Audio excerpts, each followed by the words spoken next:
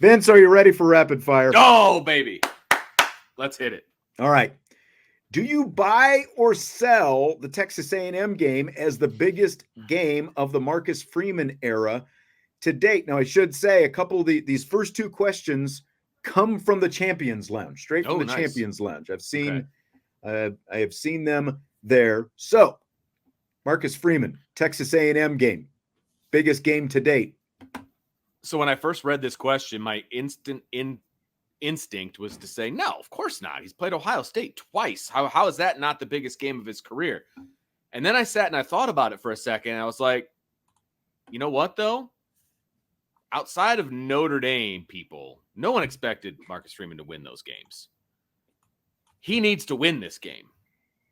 That's the difference for me. I feel like Notre Dame needs to win this game. They're expected, in my eyes, to win this game. Now, I thought they could have won the Ohio State game, obviously. Both of them, they could have won. But I don't think anybody in the outer stratosphere ever thought that was going to take place. And so the end result was that Ohio State won. That's what everybody thought was going to happen. Notre Dame needs to win this game because now they're expected to win. And it will launch this season in whichever way this game goes will kind of tell the tale for this year. So I'm actually going to buy that this is the biggest game of his career because he needs to win it. He needs to win it. He would have gotten brownie points if he beat Ohio State. It would have been great. But he lost it, and everybody still loves Marcus Freeman. You will see a tide turn if they lose this game. It's interesting because my first instinct is last year's Ohio State game, the opportunity to win that kind of game at Notre Dame Stadium. We are still waiting. Well, I don't want to say we're still waiting on that because they did beat Clemson and Clemson was number one, even though some people put an asterisk next to it because of the fact that, Trevor Lawrence was out and it was DJ Uiagalelei instead. And obviously that was not Marcus Freeman, but I'm saying as a program, like that would have been a huge win for Marcus Freeman. But the problem is, even if they win that game, because we have hindsight, we can say, well, they still lost to Louisville. They still lost at Clemson. So what difference would it have made anyway? I'm hesitantly buying this because I still think what that would have potentially done for both Marcus Freeman and the program had they been able to beat Ohio State at home to win that kind of game at Notre Dame Stadium. I think it would have been really big, and who knows, maybe it does, change the trajectory of the season if that happens. But I'm buying this Texas A&M game because it's a game that they can't lose because of what the schedule is this season and everything that's on the line, the chance for them, to be in the college football playoff. If they lose that game, can they still make the college football playoff? Yeah, but obviously it puts you behind the 8 ball right away. And to be able to go on the road after, all the things that came up with, the road struggles last year against Louisville and Clemson with everything that is on it, I'm buying it. Love it. Okay. Love it. What is the worst Notre Dame football game you've ever been to, Vince? There are a few that could be a good answer here. The game they lost, the first game they lost to Navy to break the streak. That was pretty brutal to go to that one. I would say South Florida 2011 is the worst one that I've ever been to because we basically had to pitch a tent and live at Notre Dame Stadium, what it felt like for a week. And they lost. Like that was just game got delayed at halftime because of the thunderstorms and all that stuff. Yeah. Horrible. And then they come out. I mean, they were down, I think 16-0 or something like that at halftime. And they just laid an egg the entire game. It was a horrible game. And we were there for so stinking long, like so long. I think they ran out of food. Like it was just bad. Of course, the justification for Vince's answer is they ran out of food. I had to bring it up. Yes. Had to bring it up. Right. There's no pizza left. There's no chicken left. Were they still serving chicken at that point? I don't even know. Right. I mean, that's a good one, and like I see some other good ones in here as well. The Marshall game from a couple of years ago, the UConn game. You know, I think you can run down the list of any of those middling teams that unfortunately Notre Dame lost to in that, you know, especially that 2007 season, all the losses to Navy and whatever. But I will just say, to me, it's the BCS national championship game, because I had such a good feeling going into that game, and to see them go out and just fall completely flat on the biggest of stages with everything that was on the line in that game. And, you know, just when you throw in the fact that you had to travel that far to be there to see that, it was just horrible. I mean, I think that there's definitely a case, like, you know, I see Tulsa popping up, and again, you know, all these other lesser opponents, but there was a lot, obviously, that was expected of Notre Dame in that game. And Alabama had obviously won a national championship before that under Nick Saban, but Alabama still wasn't quite Alabama. They hadn't rattled off multiple national champions, you know, like with that one and after that. So I think that there was a very realistic expectation that Notre Dame should have at least been competitive in that game, and to go out and lose 42-14 was just god awful. Yeah, I'm glad I didn't travel to that game, to be perfectly honest with you. I wanted to go so badly, and it didn't work out, and, you know, whatever, but it was, from what I understand from people that were just even walking down on the field prior to the game, that it was like, okay, this game's not going to go well. Like, I mean, it was just two completely different physical, you know, looking teams, and it didn't go well. No, it didn't. Like I say, people talking about Boston College, 1993. Fortunately, I was not at that game. I do remember watching that game on TV, but wasn't at that game. But yeah.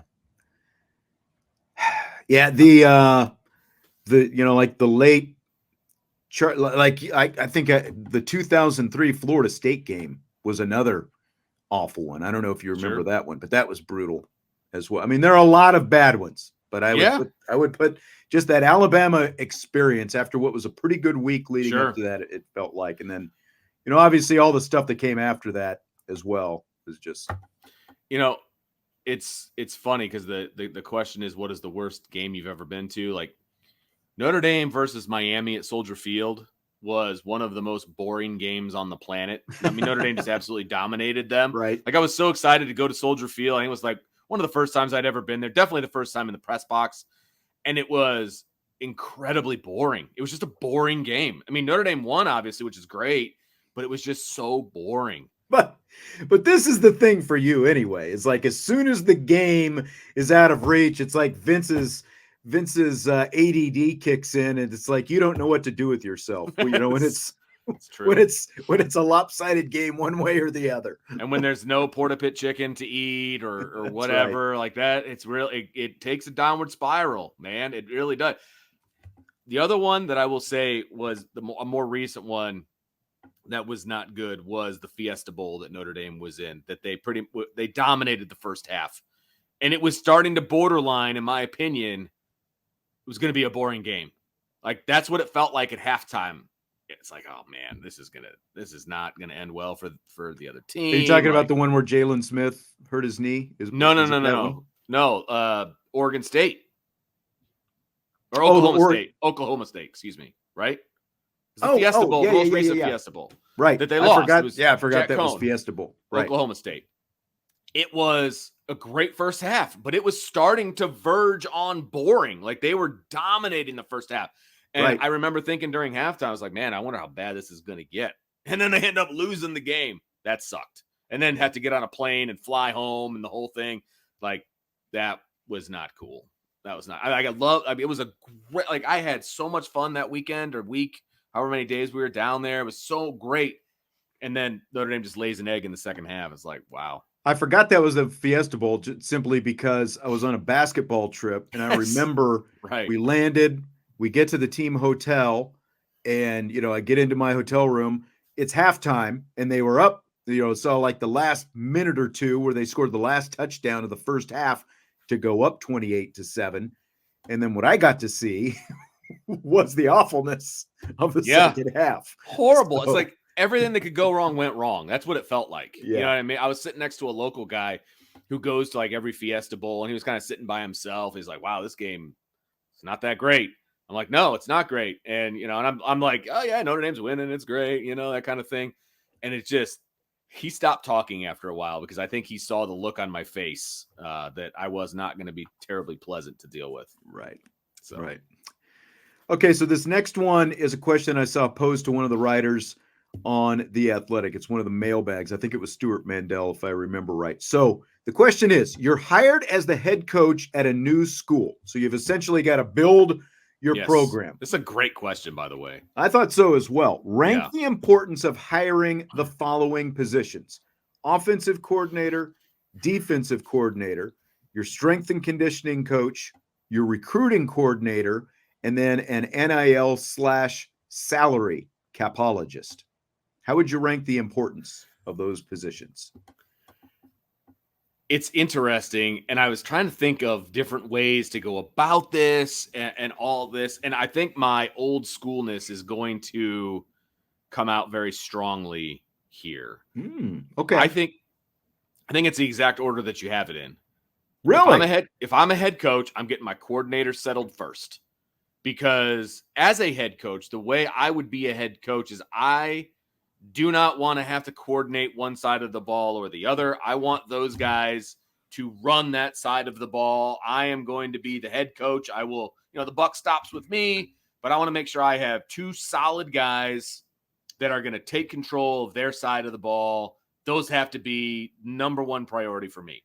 It's the whole surround yourself with smarter people than you are. That's what I'm doing immediately. Okay.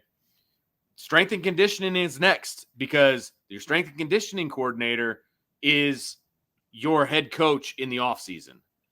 And if you've got a crappy one, then these guys are not going to be ready for me when I get them in the fall. So absolutely important. Next would be the recruiting coordinator. Recruiting is obviously very, very important, but I also would fancy myself as a very good recruiting coordinator or recruiter, you know, Marcus Freeman-ish type of guy. Like, I feel like I want to be the head recruiter for every single guy that we're recruiting. And so it's important, but I got to get these other guys in place first. And I will help with recruiting, so that will amplify that area. And then the whole NIL capologist nonsensical BS that's out there. I realize it's important, but that is the last thing that I'm worried about. It just is, because I also will not run a program where I am writing blank checks.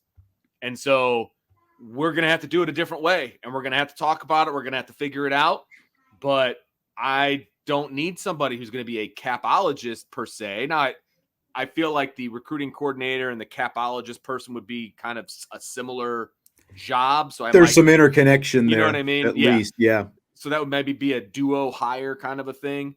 But like, again, that's where my old schoolness, I think, comes in. That is the least important thing to me as I'm building up my staff and my program. Okay.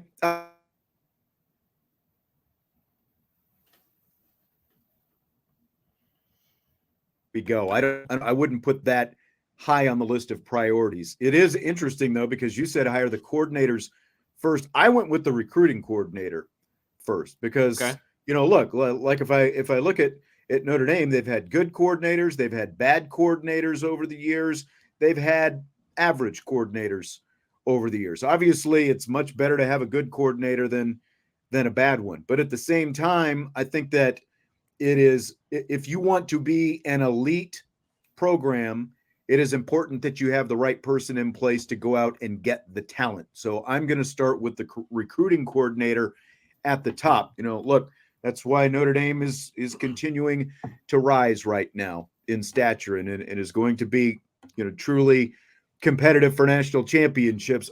So I would put the recruiting coordinator at the top. I've got the offensive, defensive coordinators next, and I kind of put them side by side. I don't put one over the other, offense or defense. I just kind of put it at the same level. And then the strength performance coach I would put next, and then again I would put the NIL person down at the bottom. But I just think that it is so important to have the right person leading your recruiting charge. So Yeah. I would put that number 1 on the list. I get that. I totally get that. I feel like I would like to get all those things sewn up like almost simultaneously, right? If in a perfect world, you want to hire everybody as quickly as you possibly can. So I feel like I could be the recruiting coordinator for a minute until I got that guy under wraps, I guess. I don't know. Yeah. But you're right. Prince out schmoozing. look, Marcus Freeman has proved it. Recruiting is the lifeblood of the team. It's why they are where they are, is building it up through the high school ranks. Now they're obviously plugging holes with the portal and things like that, but that's your recruiting coordinator is also involved in who you're getting in the portal. I mean, it's a multifaceted job nowadays, which is why it's such a coveted position and it's such an important position. So I see where you're coming from. I'm too old school, man. I'm all about the X's and O's and making sure that stuff is set first. You are. If there's one thing I know about you, it's you're very old school. By the way, welcome Insured by Big. I see that he looks like he is a new member over there. I just saw in the chat. So welcome. And he's an LSU fan, I believe. Oh yeah, he just put it in the chat.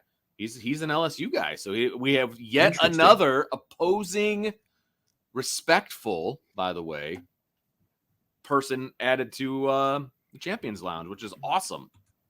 I'm excited about that. Very nice. That's really cool. Hold on to your hat when BK comes up. So and he knows. He knows. He's been here for a little while. That's for sure. He knows the disdain for Mr. BK, and I think he understands where we come from, whether he agrees or disagrees, which I totally get that as well. Fill in the blank, Vince. It's blank that new Florida State and former Clemson quarterback DJ Uiagalelei turned down an invitation to take part in the upcoming ACC kickoff media days, saying the Seminoles should instead be represented at the event by players who were on last year's ACC championship game. He said, quote, "This team is more than its quarterback," end quote, on his social media post. What do you think? It's refreshing. I'm going to take him at his word, and I'm going to say it's refreshing because he's a transfer kid. He's obviously gone through the transfer thing in the past, and I don't know, obviously I wasn't paying, super attention to Oregon State and how that transition for him went off the field and things like that. He's not making any enemies by doing this. I'll say that. He's only going to be making friends by doing this, because if he's giving up his spot, that means that somebody that wasn't going to go is now going to go.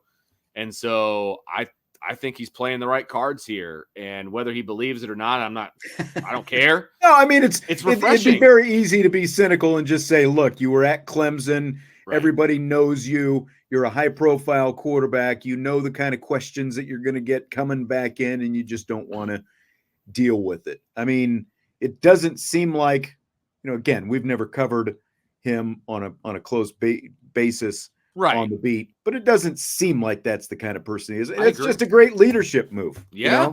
Is what it is. You want the locker room to love you. It just feels like a great leadership move by a guy who's obviously been around the block a little bit. He is playing the right cards. He's hitting the right notes, whatever analogy that you want to use. I think he's doing it. And at the end of the day, him not going to ACC Media Day or whatever it is, that I'm sure he doesn't give a crap.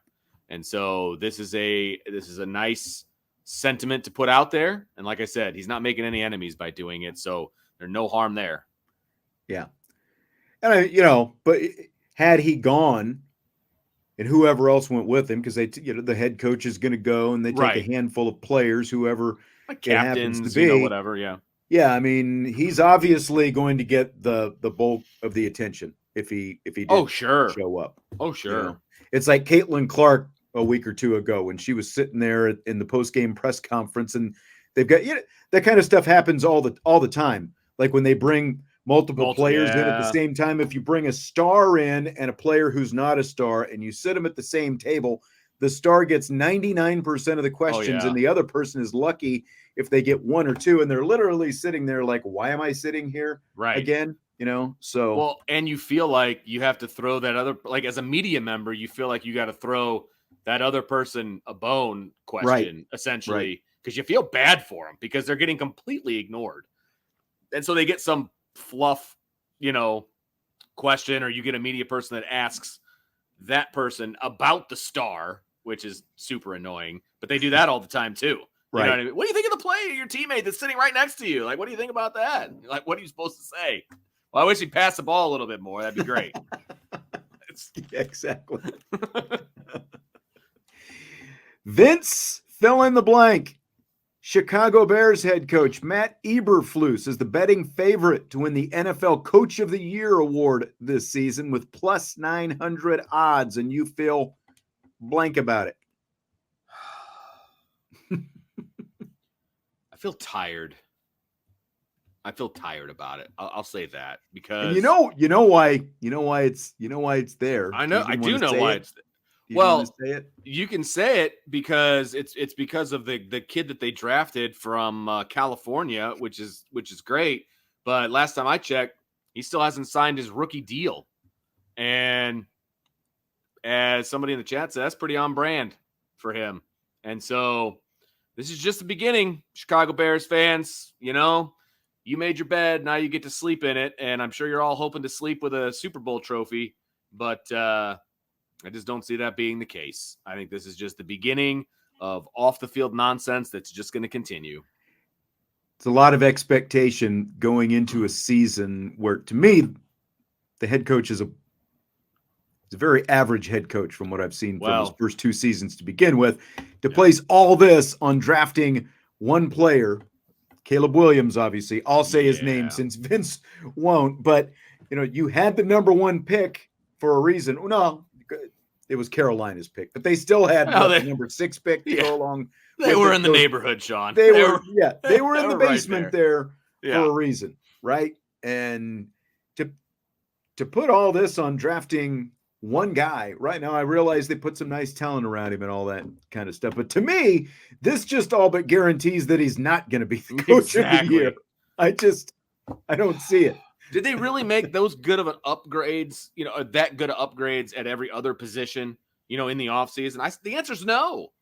I believe they went out and got some offensive weapons for him and things like that. But I feel like they continue to do that whoever the quarterback is, and it always ends up with, the offense stinking and relying on the defense. I mean, they do have, when you look at it, because I like the Swift, bringing in Swift from Philadelphia. Sure. The running back, and obviously drafting Adunze, to go along with Williams, and you got DJ Moore and what's his name? Allen, the guy. So they actually have more overall offensive skill talent than maybe they've ever had, but you still got a rookie quarterback and a head coach that hasn't shown he deserves to be a head coach in his first 2 seasons, So I don't know.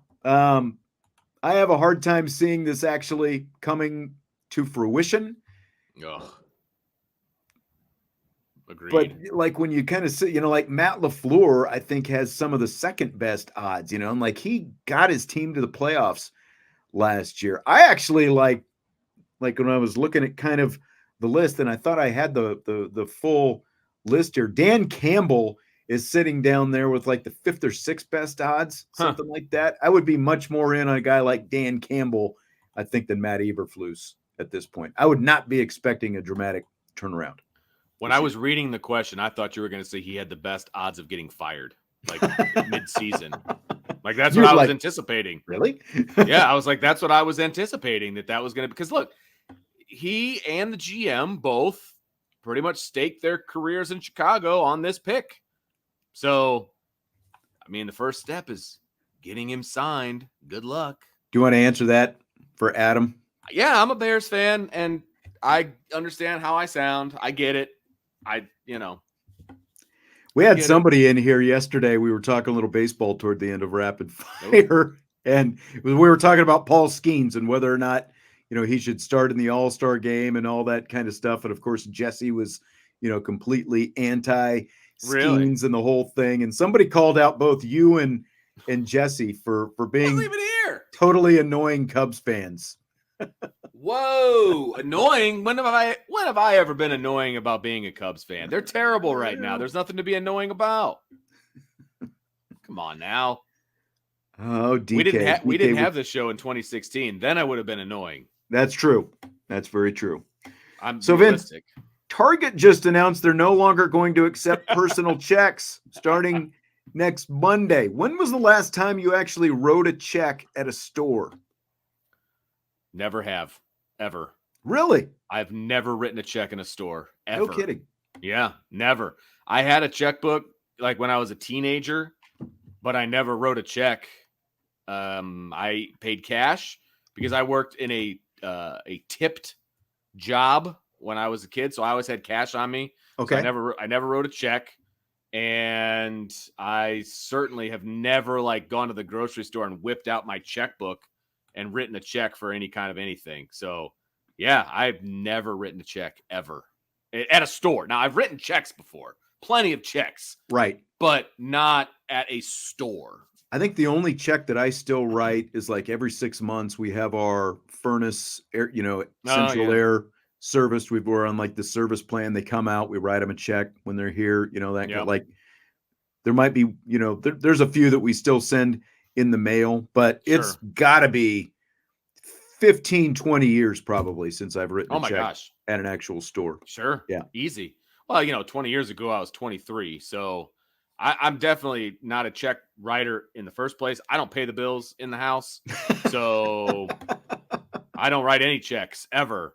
And when I do have to write a check, they are not masculine checks by any stretch of the imagination. So it's almost like I've got my tail between my legs when I know. give it out. Don't you love it? Like you pull out the checkbook and it's like, oh, flowers. Okay.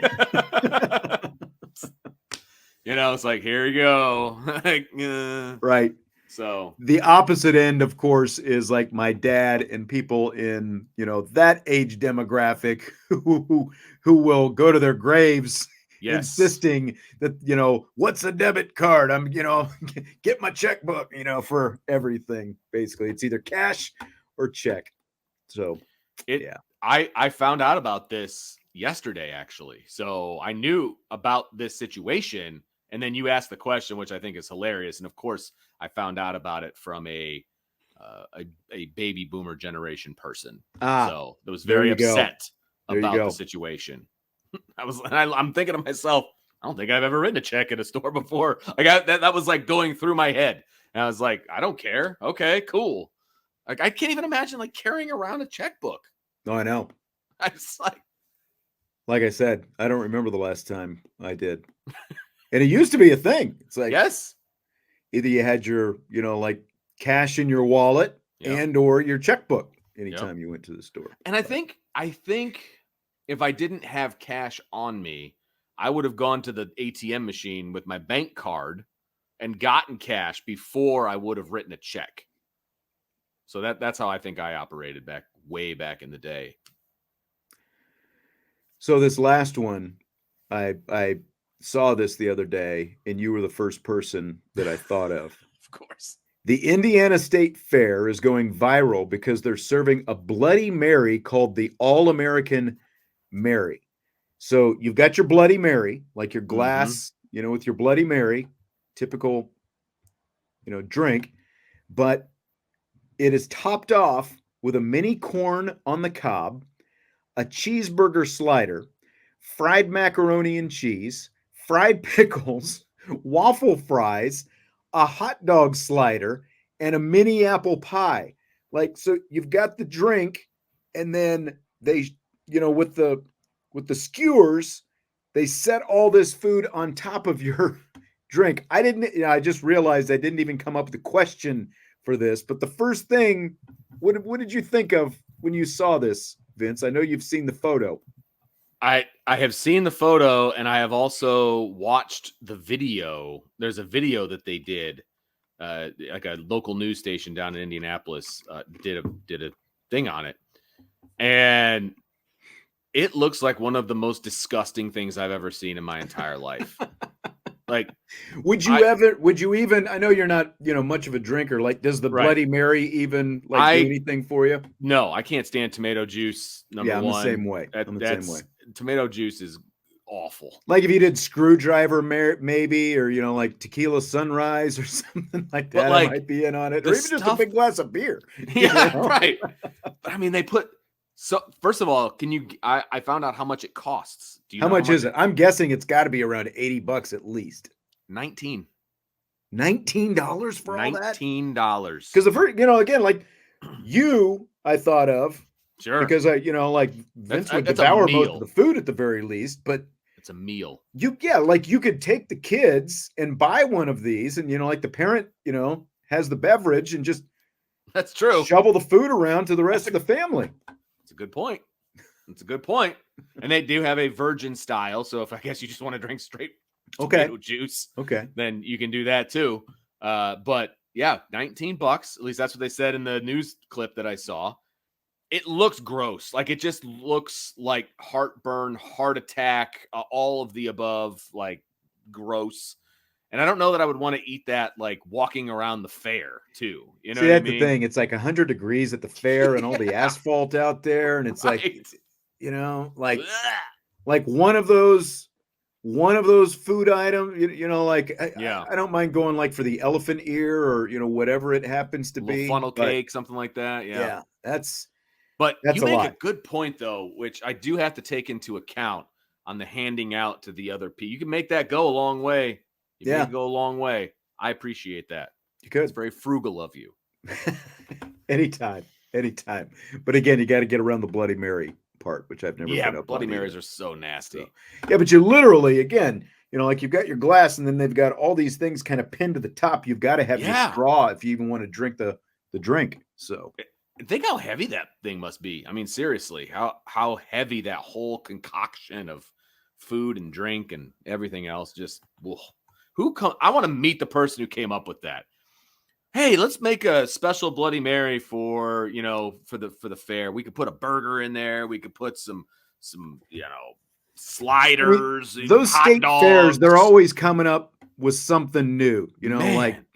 like fried shoe or whatever. I mean, and then they just keep adding fried stuff. Snickers. Yep. So yeah, that's okay. Irish for Life says Silver Beach Bloody Mary has a pizza on top of it. I didn't know they did those up there. Okay. A lot of people like that Silver Beach pizza. Have you ever had the pizza? I have. If you're willing to wait like 2 hours, it feels like, and then get some mediocre pizza, then Silver Beach pizza's for you. I'm gonna say, I've never thought it was that great. Yeah. Tried it. Didn't think it was that great. It feels like either one, you're starving at the beach, or two, to me, it seems like 2 a.m. pizza, right? Like college 2 a.m. pizza. You've been out with Good call. That's what it seems like to me. Yeah. And because you have to wait so long to get it, once it's finally there, it's like, I don't care what it tastes like. Let's just shovel it down. You know what I mean? And because it's the easiest restaurant to get to, obviously. It's at the bottom of those steps and everything. And it's just, the wait is always way too, I'm sorry, it's not worth that. It's not worth the wait every time I've gone. So hard pass. I concur. People aren't happy with us. Jason says that's the worst. I know a lot of people like that pizza, but I can go to Barnaby's or Bruno's and have better pizza, and it's like I don't have to drive an hour away. I don't have to drive an hour to get there. So. Exactly. And he says go on the off season. What's the point of going up there in the off season? I want to go to the beach. I don't get it.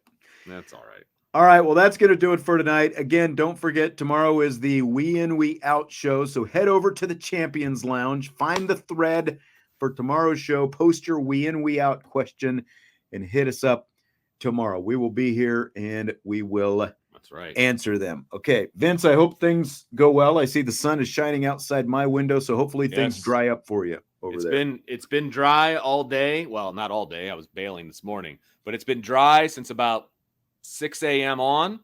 So keep your fingers crossed. Keep them crossed.